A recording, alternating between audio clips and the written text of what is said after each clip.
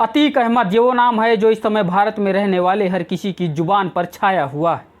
ये वो नाम है जिसने यूपी सरकार की नाक में दम करके रखा हुआ है। लेकिन बीते दिनों जिस तरह से इसके गुर्गों के द्वारा प्रयागराज में घटना को अंजाम दिया गया, जिसमें उमेश पाल नाम के व्यक्ति के साथ उसके संरक्षक पुलिसकर्मी की दिन दहाड़े दोनों को गोलियों से छलनी कर दिया गया और उनकी हत्या कर दी गई।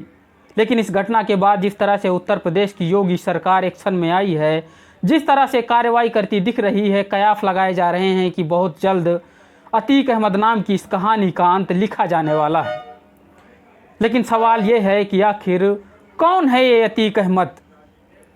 कैसे एक तांगा चलाने वाले का लड़का प्रयागराज का बाहुबली डॉन बन बैठा, जो 10वीं भी पास ना कर सका, वो प्रयागराज का कई बार माननीय विधायक रहा, सांसद रहा, और जिसका खौफ इस कदर था कि पब्लिक की छोड़िए, पुलिस की छोड़िए, हाई कोर्ट के जज भी जिसके खौफ के आगे उसकी सुनवाई करने से खुद को अलग कर लेते थे। नमस्कार, मैं सुरेंद्र, स्वागत है आपका घटना तक में। ये दौर तब का है जब प्रयागराज नहीं बल्कि इलाहाबाद हुआ करता था। साल था 1979 का। इलाहाबाद में एक इलाका है चकिया नाम का। अतीक अहमद का पूरा परिवार इसी इलाके में रहता था। पिता फिरोज इलाहाबाद के बाहर तांगा चलाने का काम करते थे। अतीक अहमद हाई स्कूल की पढ़ाई कर रहा था, लेकिन 10वीं में फेल हो गया। फेल होने के बावजूद भी 17 साल का लड़का ऐसे सपने देख रहा था, ऐसे ख्वाब बुन रहा था जिन्हें मुकम्मल कर पाना शायद किसी कल्पना से कम नहीं था। लेकिन फिर भी वो 17 साल का लड़का वो सपने देख रहा था। ये वो दौर था जब इलाहाबाद खूब तरक्की कर रहा था, विकास कार्य तेज़ी से बढ़ रहा था, जगह जगह पर ठेके बंट रहे थे और नौजवानों के अंदर अमीरी का चस्का लगा हुआ था। और इसीलिए अतीक अहमद के ऊपर भी अमीरी का भूत सवार हो उठा। लेकिन 17 साल की उम्र में अतीक अहमद पर एक पहली बार गंभीर आरोप लगा। वो आरोप था हत्या का। लेकिन ऐसे गंभीर आरोप होने के बावजूद भी अतीक अहमद का कुछ खास नहीं बिगड़ा। लेकिन इतना ज़रूर हुआ कि अतीक अहमद का नाम इलाके में अच्छा खासा चलने लगा। ऐसा चला कि वो अपने नाम से रंगदारी तक वसूलने लगा। उसे इलाके में एक और गैंगस्टर हुआ करता था जिसका नाम था चांद बाबा। लोग बताते हैं कि उसका आतंक इस कदर था कि रानी मंडी के इलाके में कभी भी कोई भी पुलिस वाला गलती से भी घुस नहीं सकता था, और अगर चला जाता था तो वो पिट कर ही वापस आता था। लेकिन अब 20-22 साल का अतीक अहमद उस चांद बाबा से टकराने को तैयार था, और इसीलिए स्थानीय नेता और पुलिस वाले भी अतीक अहमद को सह दे रहे थे। उन्हें नहीं पता था कि जिन्हें वो पाल रहे हैं शायद आगे चलकर वो लड़का उनके लिए भी नासूर बन जाएगा।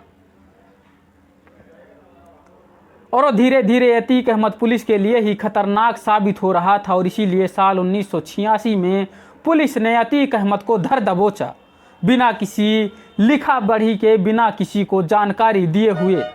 लोगों को लगने लगा कि बस अतीक अहमद का किस्सा बहुत जल्द ख़त्म होने वाला है।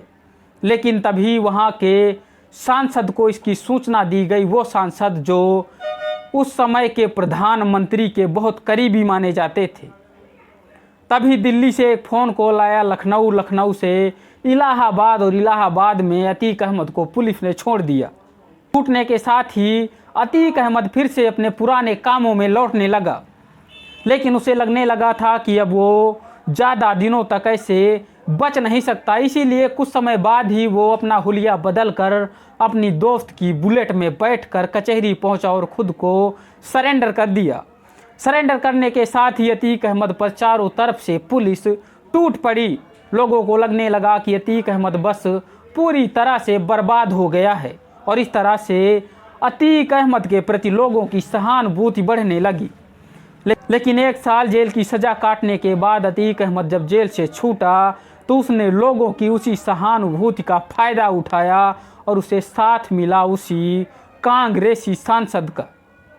अतीक अहमद को लगने लगा था कि अगर इस फील्ड में ज़्यादा समय का खिलाड़ी बनना है तो राजनीति में पकड़ बहुत ज़रूरी है, और इसीलिए साल 1989 में उसने इलाहाबाद की पश्चिम सीट से विधायकी का पर्चा भर दिया। सामने था वही चांद बाबा, लेकिन इस बार वो चांद बाबा को मात देने में कामयाब रहा और साल 1989 में अतीक अहमद माननीय विधायक बन गया। और विधायक बनने के साथ ही कुछ महीनों के बाद दिन दहाड़े चांद बाबा की भरे बाजार हत्या कर दी गई। और इस तरह से अतीक अहमद का खौफ लोगों के बीच में इस तरह से काबिज होने लगा कि वो लगातार साल 1991, साल 1993 लगातार 3 बार उसी इलाहाबाद की पश्चिम सीट से विधायक चुना गया। साल आया 1996, उत्तर प्रदेश में विधानसभा चुनाव होने थे और अतीक अहमद का नाम इस तरह से मशहूर हो गया था कि हर पार्टी की नज़र उस पर पड़ी हुई थी। तभी समाजवादी पार्टी के नेता मुलायम सिंह की नज़र अतीक अहमद पर पड़ी और साल 1996 के विधानसभा चुनाव में समाजवादी पार्टी की तरफ से उसी इलाहाबाद की पश्चिम सीट से अतीक अहमद को टिकट दिया गया। अतीक अहमद चौथी बार इलाहाबाद की पश्चिम सीट से विधायक चुना गया और साल 1999 में उसने अपना दल का दामन थाम लिया,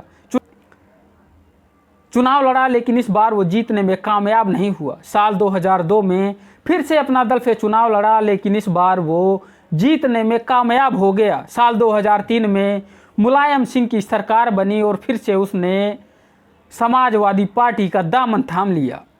अतीक अहमद का जिस तरह से कद बढ़ रहा था, उसे लग रहा था कि उसके पद में भी इजाफा होना चाहिए और इसीलिए साल 2004 के लोकसभा चुनाव में समाजवादी पार्टी की तरफ से उसे फूलपुर सीट से लोकसभा का उम्मीदवार बनाया गया। अतीक अहमद भारी मतों से चुनाव जीता और वो माननीय विधायक से माननीय सांसद बन गया था। लेकिन साल 2004 में फूलपुर से सांसद चुने जाने पर इलाहाबाद की पश्चिम सीट में उपचुनाव कराया गया और अतीक अहमद ने समाजवादी पार्टी के ही टिकट से अपने छोटे भाई अशरफ को इलाहाबाद की पश्चिम सीट का उम्मीदवार बनवाया। लेकिन इसी सीट से बीएसपी ने अपना कैंडिडेट भी उतारा था, जिसका नाम था राजू पाल, जिसे बताया जाता है कि वो पहले अतीक अहमद के साथ ही था लेकिन बाद में अलग हो गया था। और साल 2004 के उपचुनावों में राजू पाल ने 4000 वोटों से अतीक अहमद के भाई अशरफ को मात देने में सफल हो गया और ये हार अतीक अहमद को बर्दाश्त नहीं हुई। राजू पाल के विधायक बनने के कुछ समय बाद ही उस पर कई हमले करवाए गए, लेकिन जनवरी 2005 में उसके काफिले पर हमला करवा के उसकी दिन दहाड़े हत्या करवा दी गई और इसका आरोप लगा अतीक अहमद और उसके भाई अशरफ पर। इलाहाबाद की पश्चिम सीट से फिर से उपचुनाव कराए गए और इस बार बीएसपी ने अपना कैंडिडेट बनाया राजू पाल की पत्नी पूजा पाल को, लेकिन इस बार अतीक अहमद का भाई अशरफ वहां से चुनाव जीतने में कामयाब हो गया। साल आया 2007 का, उत्तर प्रदेश में फिर से विधानसभा चुनाव होने थे।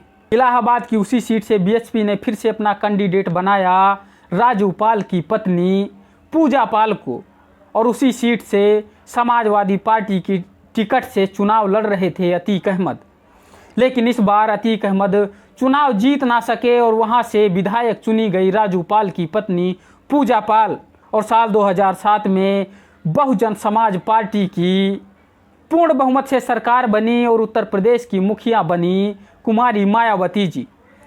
और साल 2007 में उत्तर प्रदेश की मुखिया बनते ही कुमारी मायावती जी ने ऑपरेशन अतीक शुरू करवा दिया। इसमें लगभग एक लिस्ट बनाई गई और इस लिस्ट में अतीक अहमद के साथ 120 लोगों के नाम शामिल किए गए। चारों तरफ अतीक अहमद की तलाश शुरू की गई, लोगों के एनकाउंटर किए गए, अतीक अहमद की काफ़ी संपत्ति को जब्त कर लिया गया और अतीक अहमद सांसद होते हुए भी इधर उधर फरार चल रहा था और इसीलिए समाजवादी पार्टी ने अतीक अहमद को पार्टी से बाहर का रास्ता दिखा दिया। अतीक अहमद सांसद होते हुए भी फरार चल रहा था कि तभी दिल्ली पुलिस की ओर से यूपी पुलिस को सूचित किया गया कि उसने दिल्ली में अतीक अहमद को एक फ्लैट से गिरफ्तार कर लिया है। यूपी पुलिस गई और अतीक अहमद को यूपी पुलिस के हवाले कर दिया गया और इस तरह से यूपी पुलिस ने अतीक अहमद को पकड़कर जेल में डाल दिया। साल आया 2012 का, उत्तर प्रदेश में फिर से विधानसभा के चुनाव होने थे। अतीक अहमद इस समय जेल की सज़ा काट रहा था और उसने फिर से समाजवादी पार्टी के टिकट से उसी इलाहाबाद सीट से अपना पर्चा भर दिया। प्रचार के लिए जेल से बाहर आना था, लेकिन उसे बेल नहीं मिल रही थी। उसकी सुनवाई करने वाले 10 जजों ने इलाहाबाद हाई कोर्ट से खुद को अलग कर लिया था और इसके बाद 11वें जज ने उसके केस की सुनवाई की और अतीक अहमद को बेल पर रिहा कर दिया गया। साल 2012 में अतीक अहमद जेल से बाहर आया, प्रचार किया, लेकिन चुनाव जीत नहीं सका और इसी के साथ अतीक अहमद के बुरे दिन शुरू हो गए। और अब साल आया 2014 का, पूरे देश में लोकसभा चुनाव होने थे। समाजवादी पार्टी के अंदर खींचतान चल रही थी और ये खींचतान जग जाहिर हो चुकी थी। लेकिन समाजवादी पार्टी के मुखिया मुलायम सिंह एक बार फिर से अतीक अहमद पर मुलायम हो गए और उन्हें समाजवादी पार्टी से ही टिकट दिया गया। लेकिन एक बार फिर से अतीक अहमद चुनाव जीतने में कामयाब नहीं हो सका और इस तरह से समाजवादी पार्टी का झगड़ा अब जग जाहिर हो चुका था और अतीक अहमद की मुश्किलें बढ़ती जा रही थीं। साल 2017 का उत्तर प्रदेश में फिर से विधानसभा चुनाव होने थे, लेकिन इस बार उत्तर प्रदेश में बीजेपी की सरकार बनी और मुख्यमंत्री का पद संभाला योगी आदित्यनाथ ने। उत्तर प्रदेश का मुख्यमंत्री बनते ही योगी आदित्यनाथ ने अतीक अहमद का एक पुराना केस रिओपन करवा दिया, जो साल 2015 का था, जिसमें एक डबल मर्डर केस शामिल था। और उस केस के रिओपन होने के बाद जब जांच शुरू हुई तो पता चला कि उस डबल मर्डर का कनेक्शन अतीक अहमद के साथ जुड़ा हुआ था, जिसके बाद फरवरी 2017 में अतीक अहमद को गिरफ्तार किया गया और उसे जेल में डाल दिया गया। लेकिन जेल में होने के बावजूद भी अतीक अहमद अपने कारनामों से बाज नहीं आ रहा था। साल 2018 में एक ऐसी घटना घटी जिसने अतीक अहमद को फिर से सुर्खियों में ला दिया। दरअसल लखनऊ में एक बड़े कारोबारी को जबरदस्ती उसका अपहरण करवा लिया गया और उसे कहीं और नहीं बल्कि उसे देवरिया जेल ले जाया गया, जहां पर अतीक अहमद पहले से ही बंद था। और जब उसे छोड़ा गया तो उसने एक टीवी इंटरव्यू के दौरान बताया कि उसके साथ जेल में काफ़ी लोगों ने मारपीट की और इसका वीडियो भी बनाया ताकि अतीक अहमद का दबदबा बनाया जा सके, लोगों के बीच में उसका खौफ बना रहे। और यह वीडियो सामने आने के बाद उसे देवरिया जेल से शिफ्ट किया गया। साल था 2019 का, लोकसभा चुनाव होने थे और इसी सुरक्षा व्यवस्था को देखते हुए देवरिया से अतीक अहमद को बरेली जेल में ट्रांसफ़र किया जाना था, लेकिन बरेली प्रशासन ने अपनी जेल में रखने से मना कर दिया, तभी उसे नैनी जेल में शिफ्ट किया गया। लेकिन साल 2019 में सुप्रीम कोर्ट ने कहा कि अतीक अहमद को उत्तर प्रदेश से कहीं बाहर शिफ्ट किया जाना चाहिए और इसीलिए उत्तर प्रदेश की सरकार ने सुप्रीम कोर्ट के आदेश पर अतीक अहमद को गुजरात की साबरमती जेल में शिफ्ट कर दिया और तब से आज तक अतीक अहमद उसी जेल में बंद है।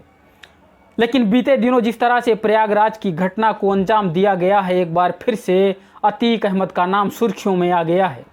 बताया जा रहा है कि इस घटना के पीछे अतीक अहमद का ही हाथ है। उमेश पाल ये वही व्यक्ति है जो 2005 में राजू पाल की हत्याकांड के बाद उसका चश्मदीद गवाह था और इसीलिए अतीक अहमद ने उमेश पाल की हत्या करवाई है। और इस घटना के बाद अब उत्तर प्रदेश की योगी सरकार पूर्ण रूप से एक्शन में आ गई है और ऐसे कार्रवाई कर रही है कि अब कयास लगाए जा रहे हैं कि बड़ी जल्द अतीक अहमद की नाम की इस कहानी का अंत लिखा जाने वाला है।